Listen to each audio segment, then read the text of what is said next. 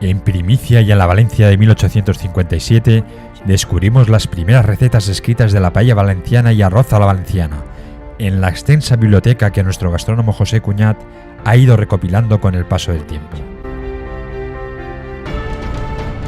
Entre barracas y arrozales de la finca L'Estell de Tartana, Juan Carlos Galvis, Adolfo Cuquerella, Raúl Magranet, Juan García, José Zafra y Juan Salvador Gallá interpretarán las recetas históricas de la paella valenciana, donde los ingredientes más utilizados son el pollo, lomo de cerdo, pimientos y anguila.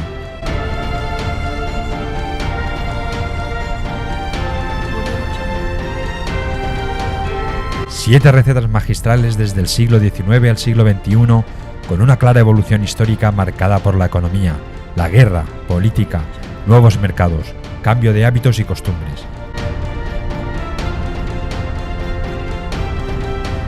Síguenos y descubre todos los ingredientes de la paella valenciana más antigua de la historia.